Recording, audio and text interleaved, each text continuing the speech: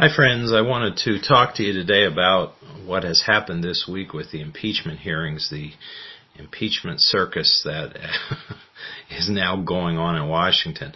I'm sure that you've heard lots of different kinds of hype if you're somebody who watches the mainstream media or reads like the New York Times or the Washington Post or some of these other left-wing rags. All you've heard is all this wonderful praise for how the Democrats are just sticking it to President Trump and how it's just a matter of time before he has to be removed from office, blah, blah, blah, blah, blah. But let's cut through the nonsense, the noise, and quite frankly the crap, and talk about what is actually happening, what's actually going on. Now, after weeks of super secret hearings in his bunker office, his bunker room in the basement of the Capitol, House Intelligence Committee Chairman Adam Schiff finally has been willing to let the public see what's going on. When he was holding those hearings in that super secret bunker, no media was allowed, no non-members of the Intelligence Committee were able to be there, and only the witnesses that he wanted to call were brought forth. And not only that, the rest of the members of Congress were not even allowed to read the transcripts of what transpired. Only the things that Schiff wanted the press to know. He would leak things that were certainly very favorable to the Democrats and very supposedly damaging to President Trump. But we want to get back past that nonsense. After the pressure was put on the Democrats to make the hearings public, they finally, of course, voted to do that. Remember, it was a totally partisan vote. No Republicans voted for the rules that they've established or the procedures that they've established, and even 2 Democrats defected voting against that. But all the rest of the Democrats are now on record wanting to happen what you see happening. So in the 2020 election, if you are member of the House of Representatives that represents you is a Democrat, unless you're from, I think the one guy was from New Jersey and one was from Wisconsin, but all the rest of the Democrats voted for this nonsense and this show and this sham. So keep that in mind when you're voting in 2020. You need to remove those people from office and get somebody who respects the Constitution, respects the rule of law, respects due process rights for all people who are accused in this nation. Because as I said in my previous video, if they can do this to the most powerful man in the country, they can do it to you, they can do it to me. Anybody who's in power can just abuse our rights at will to achieve their agendas. And don't you think they won't come after anybody who disagrees with them, because these people lust for power. They lust for control. And we who are free people have got to stand against this tyranny with everything we're worth if we want to have an America that's free for our children and grandchildren and generations after that. So, but let's talk briefly about the impeachment hearings as we saw them this week. Well, the first day was Wednesday, and 2 witnesses were called by Chairman Schiff and his Democrat lynch mob, George Kent and William Taylor, and they're both State Department people. All these people are State Department people because the State Department believes that it should run foreign policy and not the President of the United States. These are unelected bureaucrats who have become increasingly powerful over the years and believe that they're smarter and better at doing this than the people who were elected to run the affairs of our country and how we relate to other nations. So that's what's been called the deep state. Well, the deep state is showing its ugly head now. We're seeing exactly what's going on. But let's talk about both Kent and Taylor briefly. The bottom line is, in questioning from some of the Republicans, and they've done as good a job as anybody could do given these Soviet-style KGB rules that Schiff and the Democrats have put forth for this committee. They did question both of them. Both of these men have said they have never met President Trump. They were not listening in on this supposed damning phone call. You know, we've already got the transcript that's been released by the White House weeks ago that shows nothing that they're asserting, but you know, they want us to believe that the rumor mill is more important than the truth. In fact, there was a The only thing you can do is call him a dipstick. Lawyer on the Democrat side, he's a rep on the Democrat side, who said, well, sometimes hearsay evidence is more important than actual eyewitness testimony. I can't imagine any lawyer ever going into a courtroom looking at a judge with a straight face and making that statement. I don't know, did he get his law degree in a box of Cracker Jack? But this is how desperate the Democrats have become. But the bottom line is both Kent and Taylor are not first-person witnesses to any of these charges.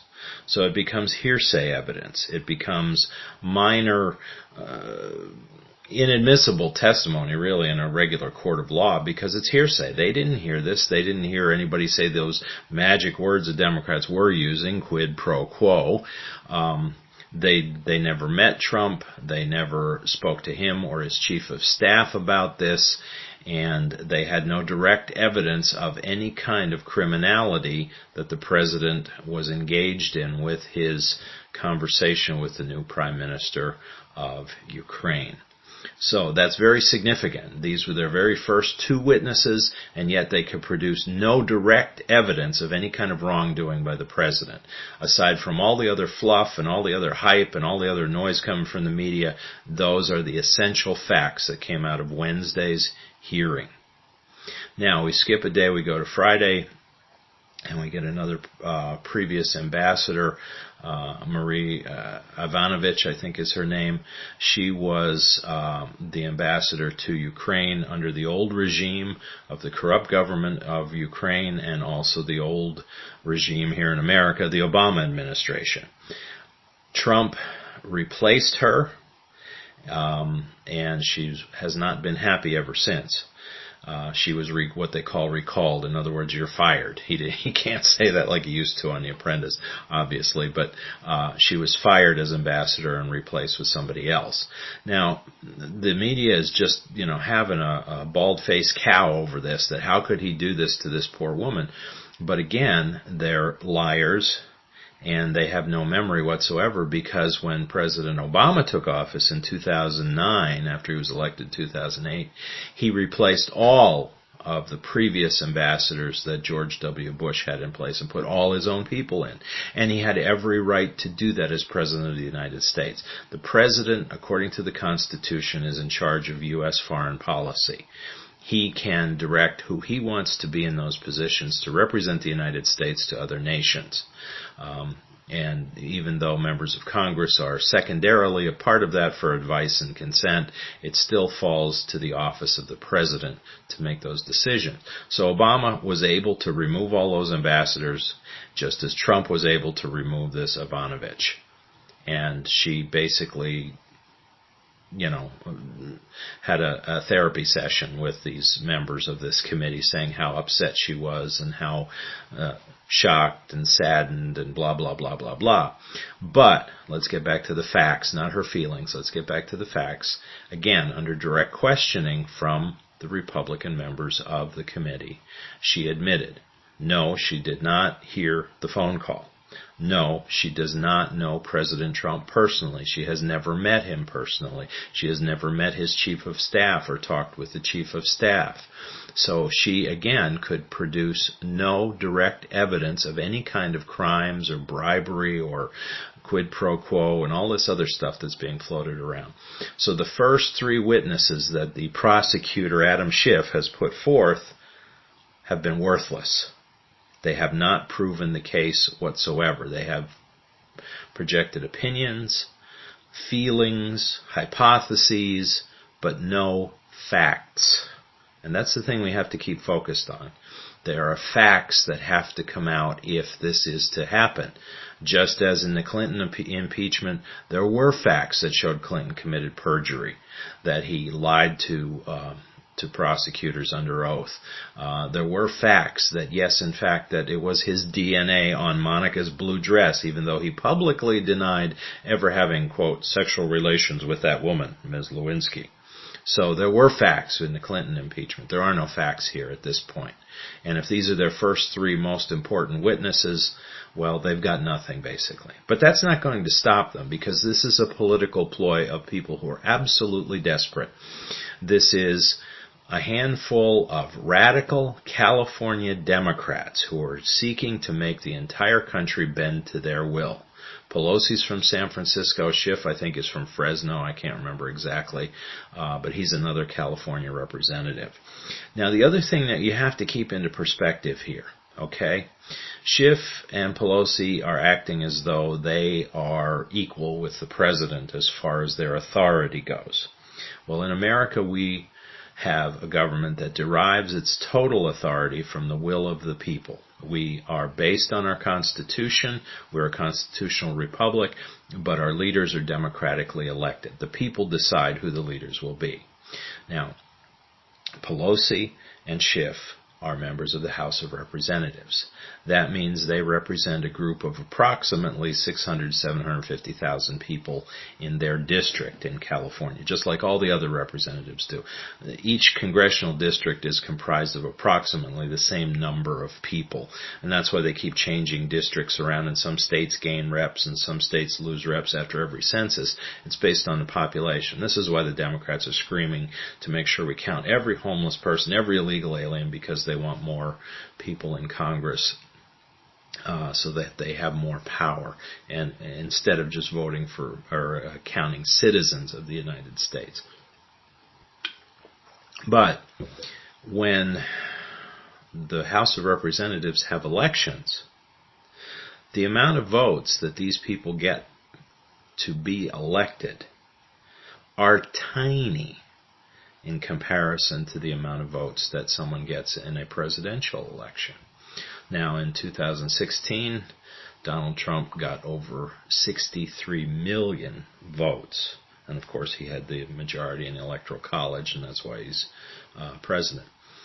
Pelosi and Schiff may have gotten, and I haven't bothered to look it up, but I'm sure I'm fairly close, they may have gotten 50,000 votes, 60,000 votes. So just a tiny, tiny percentage of people wanted them in government compared to those who wanted President Trump. So they are not equal. The most people in this country, if they had a chance to vote on Pelosi and Schiff, would no, it wouldn't happen. Okay, but they're trying to use this authority that they have. Constitutional authority of being the Speaker of the House carries weight with it. The right to impeach is in the Constitution, absolutely. The other thing that's being done here that most people aren't talking about, and that you won't get from cable news or from the main networks or the other left-wing print rags, is the fact that this is being conducted in the wrong committee. This is the House Intelligence Committee. This is the committee that's supposed to keep an eye on what's going on with other nations and spies and keeping tabs on our people who are designed to keep us safe as Americans. Excuse me. But typically, this should be a job for the House Judiciary Committee.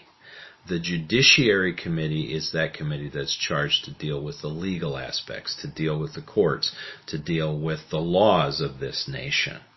Every other impeachment we've had in this nation, we've had 3 other impeachment proceedings, have been done in the House Judiciary Committee. Now, there's just one problem with that. That's being chaired right now by New York Congressman Gerald Nadler, who is, I'll be charitable and say he's semi-competent.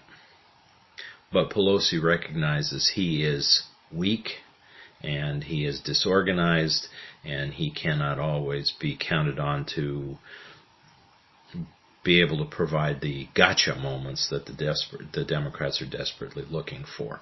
So that's why Pelosi has not kicked this to the Judiciary Committee for resolution, because she can't trust Nadler to do a good job. Well, Schiff isn't doing a great job either, but he's one of hers because he's from California and they're part of that radical bloc of California Democrats who are trying to overthrow this country with their radical left-wing agenda.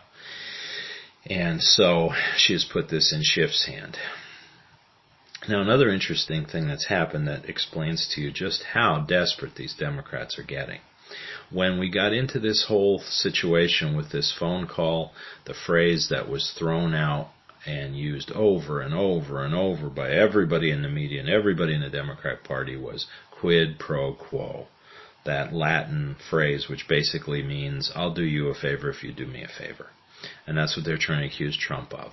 The accusation is Trump ordered the Ukraine to investigate the Bidens, Hunter Biden sitting on the board of Burisma, the major sleazy gas company in Ukraine, even though Biden has no experience in international business or energy production or energy trade he got put on the board so that Ukraine could have a backdoor channel into the White House through his dad, Joe Biden, who was vice president at the time. That's where the quid pro quo came in. But they don't want to mention that, because if all that really gets investigated, it'll really, really make the Democrats look corrupt, and it might even touch their vaunted Saint Obama. So that's not happening as far as the Democrats are concerned. But there's a problem. This term quid pro quo is a bit nebulous for the average voter, especially the Democrats' low information voters. So they actually pulled together some focus groups. It's a bunch of people you put in a room and you ask their opinions. It's the way politicians do things to try to formulate their message, to say things in a way that they think will be more beneficial to their side. The Republicans do it too to some extent, but not in this case. I mean, what they basically did was they found that these focus groups weren't really all that excited or really understood what in the world quid pro quo meant, so they needed to come up with something different, something that was much more powerful and would stick in people's minds. So now that's why they're accusing Trump of bribery. And now if that's not going to hold, they're at least saying attempted bribery. Well, there is no attempted bribery, obviously. Trump was getting nothing personal out of this. He's just trying to help clean up the corruption in the swamp here and the international swamp that is destroying, most of the world. So what they're trying to do is use a term that maybe people will think is more powerful and harsh against the president and can make him look a bit more, criminal-like. It's stupid, but this is the only thing they've got left. And look, when this fails, where are they going to go? What's going to be next? They'll pull some unknown witness out of the bowels of some office somewhere in Washington and claim, yeah, I saw Trump one time drown puppies in a bathtub. To try to get the public sympathy. That's as pathetic as they would be with the kind of lies that they're telling. So I just want you to be aware of it when you're reading all this and seeing all of this. Don't lose heart. These lies will fail because you cannot have the truth stand forever. Just like Jeffrey Epstein and all of his sleazy buddies thought they could get away with raping teenage girls because they were all rich and powerful guys. Now the truth is coming out, and we all know Epstein didn't kill himself. I'm sorry, the narrative just isn't holding. And eventually that truth will come out too, and eventually names will be exposed of some of the people. And based on what we're seeing from the news media, it wouldn't surprise me that we've got a few pedophiles occupying executive offices at the networks too, because of the way they're behaving. So again, we don't know. We know that the major news media has had a problem with deviant sexuality before.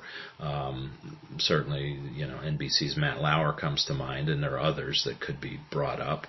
But these people are just as sleazy as the people in Washington politics are. They have no morals, they have no respect for the Constitution, and they certainly have no respect for the American people or their will. And that's why these people must be opposed. These radical California Democrats must be stopped. And these sleazy, corrupt media networks and outlets need to be challenged and basically defeated. And the way you do that is you just turn that off. You don't support their products. You don't watch their channel, let their ratings continue to go into the toilet, and then maybe something new can come out that is more honest and more straightforward in reporting the news instead of spewing the propaganda. So the circus, though, will continue this coming week. I understand there's supposed to be like 8 more witnesses, and who knows what else is going to come out of all of this. But and they may end up having a vote and send it to the Senate for an impeachment trial, which would be the next step. But just keep in mind what's happening here. It is us versus them. It is government and the elitists in Washington and all the people who give them money, all the left-wing rich guys out there and rich companies out there that have put them in office to do their bidding, and they aren't going to stop. They aren't going to go away. They're never ever going to tell the truth, and they're never ever going to respect you and me. So as the American people, we must stand against this. Again, I am not advocating violence. Please don't anybody misquote me. I'm saying we support those in Congress who are trying to do what's right. We support with our pocketbook efforts of people who are trying to expose and get rid of the swamp in this nation. And in the 2020 elections, we have got to remove as many Democrats as possible from Congress. They have all shown that they are corrupt or cowardly, and they are willing to destroy the America we have lived in and our ancestors gave to us, and so we must remove as many of them as possible and replace them with people who will do a better job. Not saying the Republican Party is perfect by any means. There are plenty of rhinos there, but we have to oppose the Democrats. They have to lose the majority in the House. They have to lose more Senate seats. And Trump needs to be reelected, because the gaggle of goofballs who are running on the Democrat side will destroy this nation completely, morally, economically, constitutionally. They've all said it publicly. And so we must stand against that. So thank you for listening to my analysis and my preaching, if you want to call it that. And I will come back with more when more happens. So thank you again, and please remember, we are free in America because we've been given God-given rights that no government, no individual, no agency, no force on earth has the right to take from us. So hang in there and live strong. Thank you for listening.